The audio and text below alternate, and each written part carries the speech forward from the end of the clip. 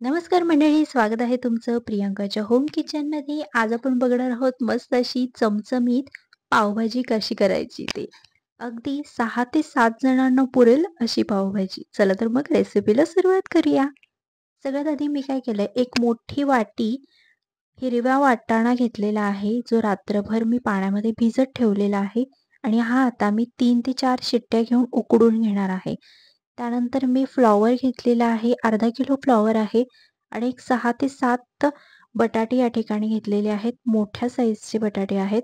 स्वच्छ धुवून घ्यायचे आहेत आणि एक 3 शिट्ट्या करून घ्यायच्या आहेत कुकरमध्ये. एक कढई घेतलेली आहे. यामध्ये थोडंसं तेल घालायचं आहे. तेल छान गरम झालं, की यामध्ये एक मोठा चमचा ठेचलेला लसूण घालायचा आहे. साधारणतः 10 ते 12 मोठ्या लसणाच्या पाकळ्या मी या ठिकाणी ठेचून घेतलेल्या आहेत आणि मग या घातलेल्या आहेत. छान अशा व्यवस्थित परतून घ्यायच्या आहेत. आता यामध्ये मी 5 मोठे कांदे घेतलेले आहेत, जे बारीक चिरून घेतलेले आहेत आणि ते छान आता आपण परतून घेणार आहोत. कांदा छान लालसर होईपर्यंत परतून घ्यायचा आहे. तुम्ही बघू शकता एक 5 मिनिटानंतर कांदा जो आहे ना, तो छान असा परतला जाईल आणि एक छान असा ब्राउनिश रंग त्याला येतो. तोपर्यंत कांदा परतायचा आहे. आता यामध्ये आपण टोमॅटो प्युरी घालणार आहोत. टोमॅटोचे मोठे तुकडे करायचे आहेत आणि मिक्सरला फिरवून घ्यायचे आहेत. एक 5 मोठे टोमॅटो मी या ठिकाणी घेतलेले आहेत. 5 कांदे घेतलेले होते. मोठ्या साईजचे टोमॅटो आणि मोठ्या साईजचा कांदा या ठिकाणी वापरलेला आहे. टोमॅटो सुद्धा छान असा तेल सुटेपर्यंत परतायचा आहे. हे सगळं जे आहे ना, हे परतायला जरा जास्त वेळ लागतो. जोपर्यंत आपण कुकर लावलेला आहे भाज्यांना उकडण्यासाठी, तोपर्यंत आपण लगेचच कांदा, टोमॅटो परतायला घ्यायचा आहे. एक मोठा शिमला मिरची घेतलाय, तो सुद्धा बारीक चिरून घेतलेला आहे आणि आता आपण या ठिकाणी तो घातलेला आहे. तो सुद्धा छान असा आपण परतून घेणार आहोत. शिमला मिरची लगेच शिजतो. या ठिकाणी मी एक थोडासा मटार घेतलेला आहे. एक वाटी फ्रेश मटार या ठिकाणी घेतलेला आहे. आधी घेतला होता तो जो वाळवलेला मटार असतो तो घेतलेला होता वाटाणा आणि आता जो घेणार आहे तो ताजा फ्रेश असा मटार घेतलेला आहे.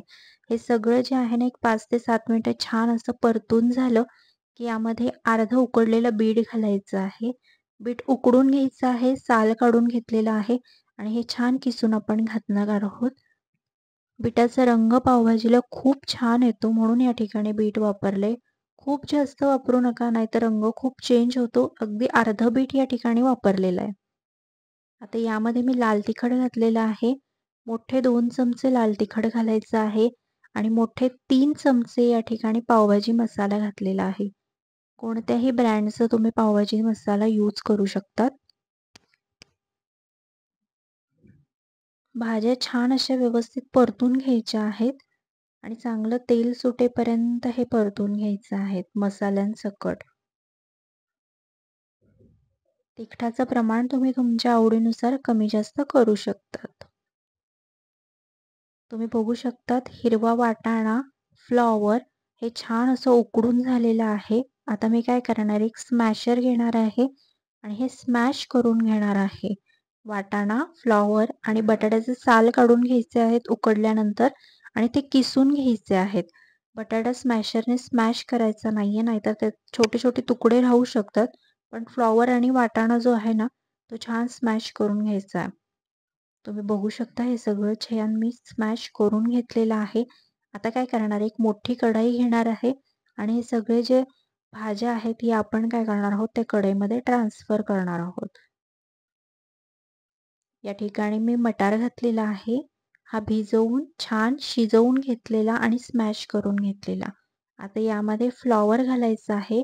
तो स्मॅशरने स्मॅश करून घेतलेला आहे. आता यामध्ये बटाटा घालायचा आहे. बटाटा छान असा उकडून घेतलेला आहे आणि किसून घ्यायचा आहे. बटाटा स्मॅश करून घ्यायचा नाही, नाहीतर बटाट्याचे मध्ये-मध्ये खाताना गोळे लागतात. हे सगळं व्यवस्थित मिक्स करून घ्यायचंय.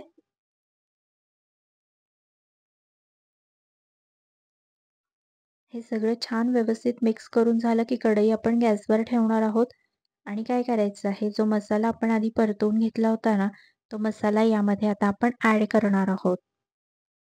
तुम्ही बघू शकता रंग किती सुंदर आला आहे ते मसाल्याला आणि हा सगळा रंग जो आहे ना तो भाजीला येतो. खूप छान आणि टेस्टी अशी ही भाजी तयार होते. व्यवस्थित आता हे सगळं आपण मिक्स करून घ्यायचं आहे. साईडला मी गरम पाणी करायला ठेवलेलं आहे. भाजीला आपण गरम पाणी वापरणार आहोत. त्याने रंग जो आहे तो मेंटेन राहणार आहे भाजीचा. मी साधारणतः एक अर्धा तांब्या यामध्ये पाणी घातलेलं आहे. गरम पाणी आहे. तुम्हाला आता कन्सिस्टन्सी जरी तुझी पातळ वाटत असेल ना, पण जशी-जशी भाजी शिजणार, तशी-तशी ही घट्ट होत जाणार आणि याची जी कन्सिस्टन्सी आहे ना, ती बदलत जाणार. त्यामुळे पाणी थोडंसं आधी जास्त घालायचं आहे. कारण भाजी जशी-जशी उकळणार ना, तसा-तसा रंग जो आहे ना, तो बदलत जाणार आणि भाजी जी घट्ट होत जाणार. आता यामध्ये सगळ्यात शेवटी मी मीठ घालणार आहे. 2 मोठे चमचे या ठिकाणी मी मीठ घातलेलं आहे. व्यवस्थित मिक्स करायचं आहे. झाकण ठेवायचं आहे. 15 ते 20 मिनिटं झाकण यावरती ठेवायचं आहे. गॅसची फ्लेम मीडियम ठेवायची आहे. हाय हीटवर करू नका, नाहीतर खालून लागू शकतं. तुम्ही बघू शकता किती छान असा उकळ आलेला आहे आणि खूप छान अशी टेस्टी भाजी आपली तयार झालेली आहे. सगळ्यात शेवटी यामध्ये मी बटर घातलेलं आहे. 50 ग्रॅम बटर आहे. वरून छान कोथिंबीर घालायची आहे आणि ही भाजी पुन्हा एकदा मिक्स करून झाकण लावून ठेवायची आहे आणि झाकण लावल्यानंतर एक 10 ते 12 मिनिटं आपण पुन्हा एकदा हिला शिजवून घेणार आहोत आणि मग तुमची भाजी जी आहे ती रेडी होणार आहे. साधारणतः भाजी जी आहे ना, ती पूर्ण शिजण्यासाठी अर्धा तास लागतोच लागतो. तयार आहे आपली छान अशी पावभाजी. आता आपण मसाला ब्रेड करून घेऊया. तवा गरम करून घ्यायचा आहे. त्याच्यावरती आपण बटर जे आहे ना, ते थोडंसं गरम करून घ्यायचं आहे. ब्रेड जो आहे तो छान असा मधून कट करून घ्यायचा आहे. त्याच्यावर बटर लावायचं आहे आणि मग आपण पाव जो आहे ना, तो दोन्ही साइडने थोडा-थोडा आधी भाजून घेणार आहोत. तुम्ही बघू शकता या ठिकाणी दोन्ही साइडला बटर लावायचं आहे आणि दोन्ही साइडने 2-2 मिनिटं पाव जो आहे ना, तो आपण शेकून घेणार आहोत. आणि नंतर आता यामध्ये आपण काय करणार आहोत, पावभाजीचा मसाला या ठिकाणी मी वापरणार आहे. एक छान असा थोडासा मसाला जो आहे ना, तो आपण यावरती भुरभुरणार आहोत. बरीच लोकं काय करतात, जी भाजी आपण तयार केलेली आहे ना, तीच बटरवरती परततात आणि मग तो ब्रेड जो आहे ना, तो त्यामध्ये घोळवून घेतात आणि तसं तसं सुद्धा छान लागतं किंवा साधा तुम्ही असा मसाला पाव तयार केला ना, तो सुद्धा खूप छान लागतो. रेसिपी आवडली असेल लाईक, शेअर, कमेंट.